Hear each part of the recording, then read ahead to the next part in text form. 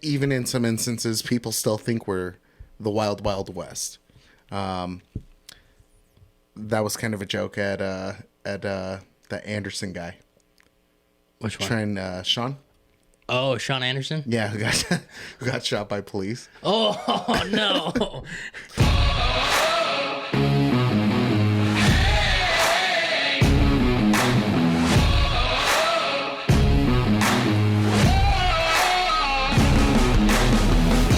Was actually kind of a badass. Was he? Yeah, he was a badass.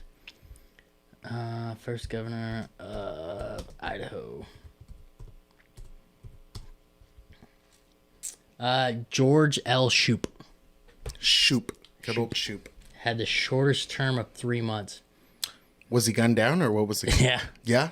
Yeah, that's the only way they got him, was they assassinated him. Yeah. It's pretty intense. Well, that makes sense, right? Mm-hmm. Because of the fact that we're the wild, wild west, right? Mm-hmm. Even in some instances, people still think we're the wild, wild west. That was kind of a joke at the Anderson guy. Which one? Sean? Oh, Sean Anderson? Yeah, who got shot by police. Oh, no. No. Thinks it's the wild, wild west. He's going to tell cops to stand down. Did you see the charges he pled? No. Yeah, so apparently he pled not guilty to shooting at police officers. He pled not guilty to shooting. Something like that. Yeah, something like that. It was like not guilty of shooting. So like, because he's like, yeah, I totally didn't shoot at him. You know,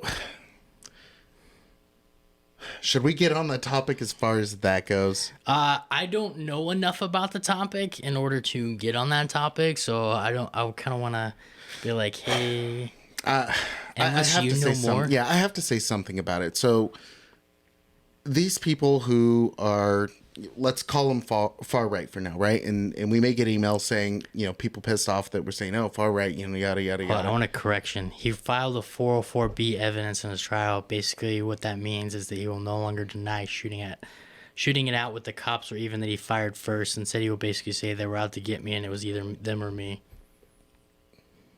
Okay.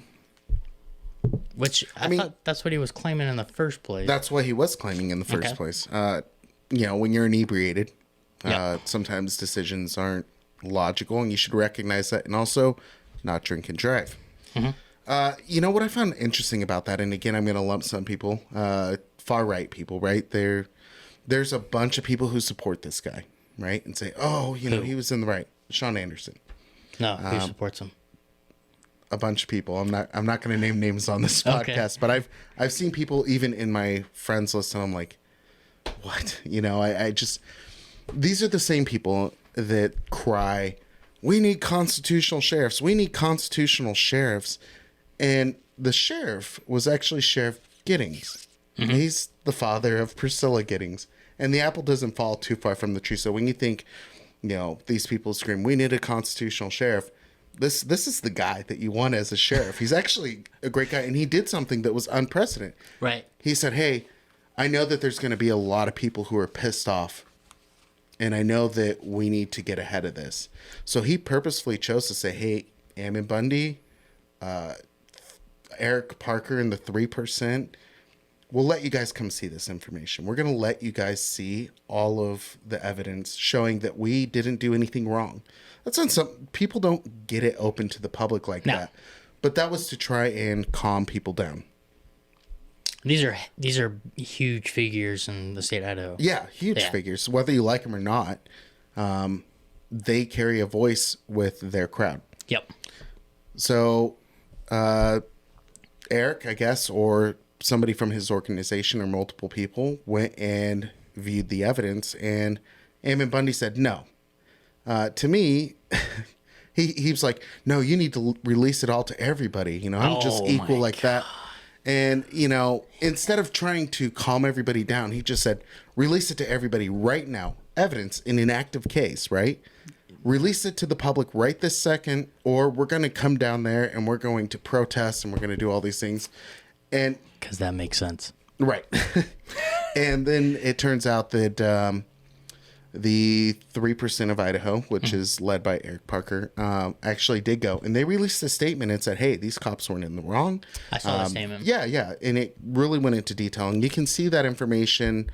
Well, actually, 3% of Idaho was taken off of Facebook. So I don't know how you would see that information. But they did a whole... I think it's like MeWe or something like that they're on now. I'm not 100% sure. I don't really follow all those other platforms. So... Yeah.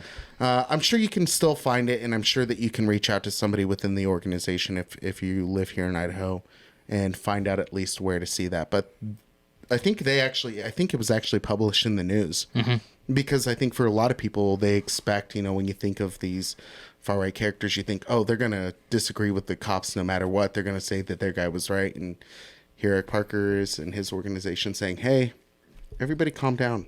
Well, this guy was drunk and he was just reckless and then decided to go ahead and pull a firearm on a cop as he was getting pulled over. Didn't Sean Anderson serve down there with Bundy Ranch? Sean Anderson, if you remember, he was, I call him the last man standing. He was one of the last 3 to leave the bird sanctuary. In Oregon, even after Ammon Bundy told, when he was arrested, he told all his followers, like, hey, you guys, go ahead and get on out of there. Let's call this one a wrap. Him, a guy named David Fry, and then Sandy Anderson, who's Sean Anderson's wife, thought they were going to take on the government. And then, like... Just the 3 of them? Yeah. Oof. Yeah. The whole situation was crazy, and you kept watching, like... Didn't matter where you fell politically. You kept just kind of watching their live videos. I did, at least, and a lot of people I knew did.